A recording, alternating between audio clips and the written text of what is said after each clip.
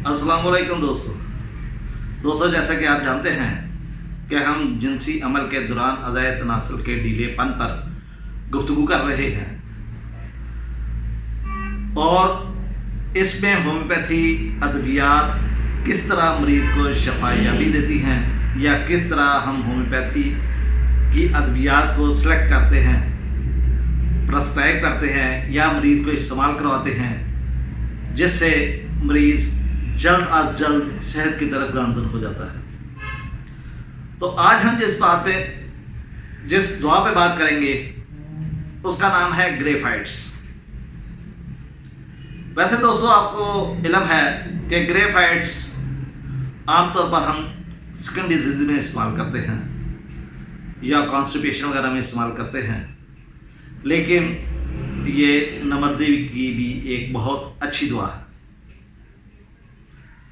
और हम कोशिश करते हैं कि आज कुछ ऐसी अलामात हमारे सामने आए कि अगर किसी किस्म का कोई पेशेंट हमारे पास आए और उसकी तस्वीर ग्रेफाइट्स की तस्वीर से मिलती हो तो हम फ़ौरन से पहले पहचान सकें, ताकि ना मरीज़ का टाइम वेस्ट हो और ना हमारा टाइम वेस्ट हो और हम थोड़े अरसे में एक अच्छी दुआ मरीज़ को इस्तेमाल करवा सकें।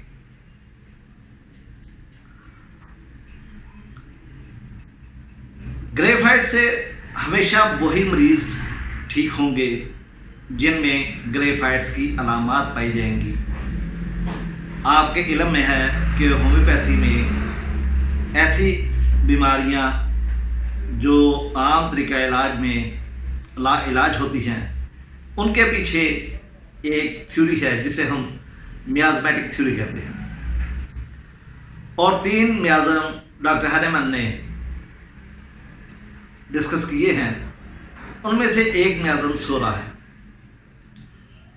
और ग्रेफाइट्स सोरा मियाज़म को कंट्रोल करने के लिए एक नंबर 1 दुआ है और बहुत गहराई तक ये असर करती है। इसके मरीज़ आमतौर पर मजबूत जिस्म वाले, चेहरे के साफ चेहरे वाले, चेहरे का रंग इनका साफ होता है और इनमें जल्दी अमराज का रुझान पाया जाता है, यानी इन्हें स्किन इन्फेक्शन अक्सर होती रहती है और साथ ही इन्हें कब्ज़ की शिकायत भी होती है। लेकिन ये जिस्म के मोटे ताज़े होते हैं और सर्दी से ये कांपते रहते हैं। मोटे होते हैं लेकिन इनमें हरारत गलीज़ी की कमी होती है और इन्हें सर्दी बहुत ज़्यादा लगती है और कब्ज़ का शिकार रहते हैं। सुर्ख वादा जिसे हम आर्टिकेरिया भी कहते हैं। अगर किसी भी दुआ से आर्टिकेरिया ठीक ना होता हो तो एज ए इंटरकरेंट ग्रेफाइट्स का इस्तेमाल करके हम आर्टिकेरिया के रुझान को ख़त्म कर सकते हैं। इसका चेहरा सुर्ख होता है, मोटापे का रुझान होता है और सबसे अच्छी बात कि मौसीकी सुनकर मरीज रोने लगता है। हालांकि लोग सुनते हैं मौसीकी इसलिए कि वो थोड़े से रिलैक्स हो, लेकिन जब भी ग्रेफाइट्स का मरीज मौसीकी सुनता है वो रोने लग जाता है, नाउम्मीद होता है, मुतज़ब्ज़ब होता है, तशवीशमंद होता है, सर के बालों वाले हिस्से में तरदाद होती है, स्किन इन्फेक्शन होती है, सोराइसिस होती है, लेकिन तर होती है, उससे रेशा निकलता है जो शहद के रंग का और चिपचिपा मवाद होता है और इससे बदबू आती है, बदबूदार रेशा आता है। चुंदिया पर जलन होती है और सख्ता होता है। ग्रेफाइट्स के मरीज अशुबे चश्म का शिकार होता है, यानी कि इनके आँख के अंदर सोजिश हो जाती है, इन्फेक्शन होती है اور ریشہ خارج ہونا شروع ہو جاتا ہے۔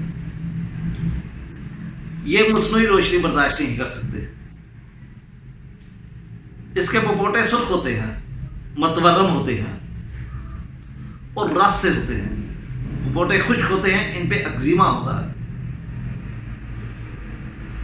اگزیمے کے ساتھ ساتھ جیسے جلد پھٹی ہوتی ہے، پھٹاؤ ہوتا ہے کانوں کے پچھلے حصے میں، آنکھوں میں، سر میں۔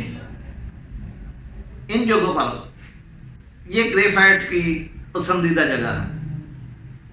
پھنسیاں نکلتی ہیں۔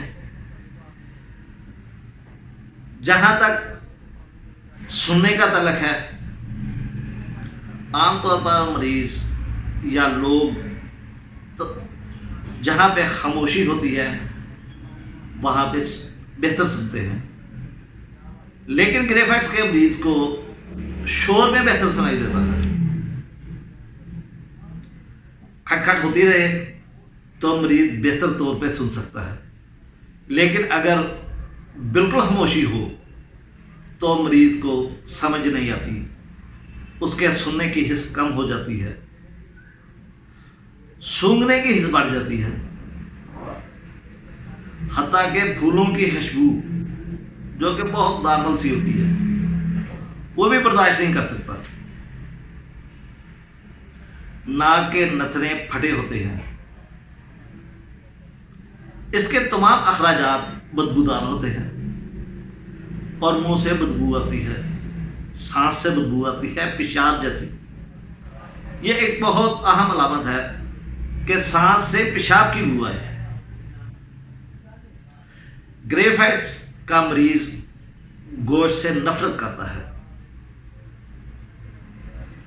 ویسے تو اسے میٹھا پسند نہیں ہوتا، لیکن اگر مٹھائی کھا لے تو اسے متلی آنی شروع ہو جاتی ہے۔ گرم مشروبات برداشت نہ ہو، گرم مشروبات بھی پسند نہیں کرتا، برداشت نہیں کر سکتا۔ کھانا کھانے کے بعد اسے متلی کی اکثر شکایت ہوتی ہے۔ معدے کی جلن ہوتی ہے، جلن جو بھوک لگائے، یعنی جلن ہوتی ہے اور جب وہ کھانا کھا لیتا ہے تو اسے سکون مل جاتا ہے۔ یعنی ایسی جلن جو بھوک لگائے، جو کھانے پہ مجبور کر دے۔ افارہ ہوتا ہے، درد ہوتا ہے۔ درد معدہ کھانا کھا لینے سے عارضی طور پر کم ہوتا ہے، اسی لیے جلن جو بھوک لگائے، یعنی کہ جب وہ کھانا کھا لیتا ہے تو عارضی طور پر اسے سکون مل جاتا ہے۔ گرم دودھ پینے سے اور لیٹنے سے اسے وقتی آرام ملتا ہے۔ قبض ہوتا ہے، بڑے بڑے سودے نکلتے ہیں، بہت مشکل نکلتے ہیں، جو آپس میں اونگ کے ساتھ، چربی کے ساتھ جڑے ہوتے ہیں۔ جیسے پہانے کے اوپر چربی کا کسی نے غلاف چڑھایا ہوتا ہے، ٹکڑے چھوٹے چھوٹے ہوتے ہیں سودے، اور ان کے اوپر جیسے ایک چربی کا غلاف چڑھا ہوا ہے۔ خونی بواسیر بھی نہیں ہوتی ہے۔ بواسیر میں جلن ہو اور کانچ نکلتی ہے۔ پخانے پتلے، غیر ہضم شدہ اور بدبودار، اس کے تمام اخراجات بدبودار ہوتے ہیں، ترش ہوتے ہیں۔ ترش بو والا پخانا، مکت میں پھٹاؤ جیسے چیر آ جاتے ہیں۔ پیشاب اس کا گدلا ہوتا ہے اور ترش بو والا ہوتا ہے۔ آلات تناسل کمزور ہوتے ہیں، مگر خواہش جماع بڑھ جاتی ہے۔ لیکن بعض دفعہ، بعض حالتوں میں ان میں جماع سے نفرت بھی پائی جاتی ہے، خاص طور پر عورتوں میں، لیکن بعض دفعہ یہ علامت مردوں میں بھی پائی جاتی ہے۔ صورت انزال، یعنی کہ جلدی فارغ ہو جانا، جلدی ڈسچارج ہو جانا، یا اس میں دوسری کنڈیشن یہ ہوتی ہے کہ چاہے جتنی دیر مرضی یہ سیکس کرتا رہے، جنسی عمل کرتا رہے، اسے انزال نہیں ہوتا، انزال کا فقدان ہوتا ہے۔ جیسے باقی جسم کی جلد پہ دانے ہوتے ہیں، اسی طریقے سے آلات تناسل پر داد ہوتی ہے، داد جیسے دانے نمودار ہوتے ہیں۔ گردن، کندھوں، پشت اور دوسرے اعضاء میں درد ہوتی ہے، ریڑھ میں درد ہوتی ہے، کمر کے نچلے حصے میں درد ہوتی ہے، اور یہ درد نہایت شدید ہوتی ہے اور ساتھ شدید نکاہت ہوتی ہے۔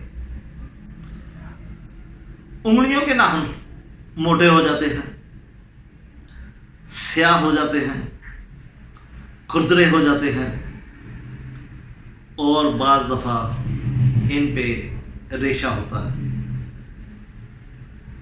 پھولے ہوئے ہوتے ہیں، پیروں پر بدبودار پسینہ آتا ہے۔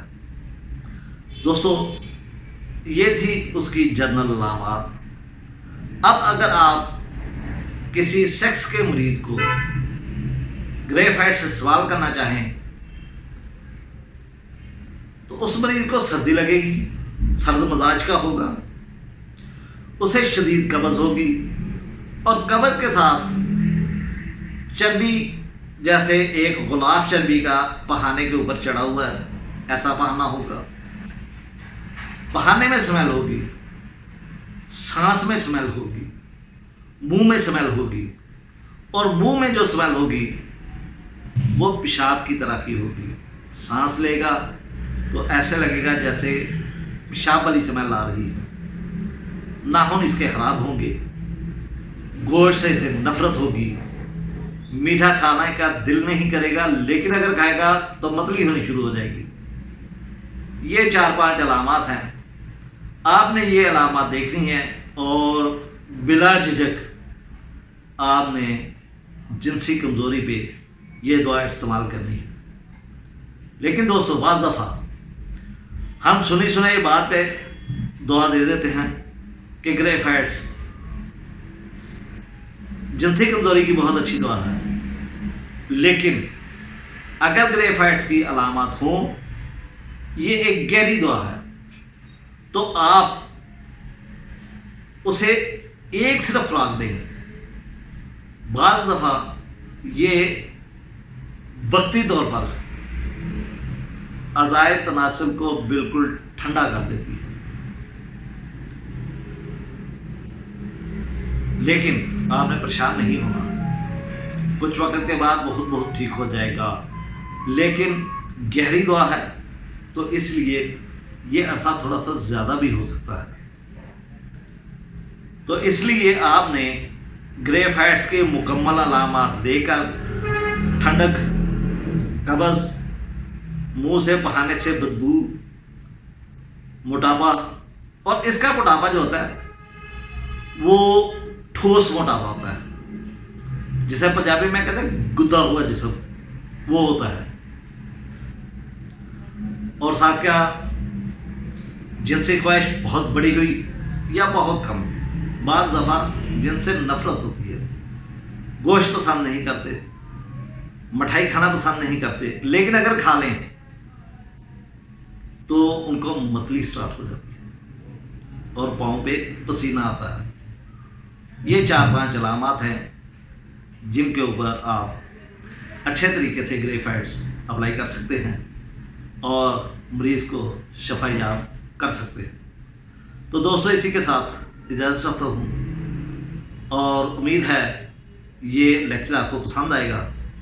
اگر پسند آئے تو آپ اسے لائک کریں، شیئر کریں اور چینل کو سبسکرائب کریں، تاکہ نئے ہومیوپیتھ بھی آسانی کے ساتھ سنگل ریمیڈی کی طرف کنورٹ ہو سکے اور کلاسیکل ہومیوپیتھی کو اپنا کر اپنی عزت میں اضافہ کریں اور لوگوں کو شفا دینے میں معاون ثابت ہوں۔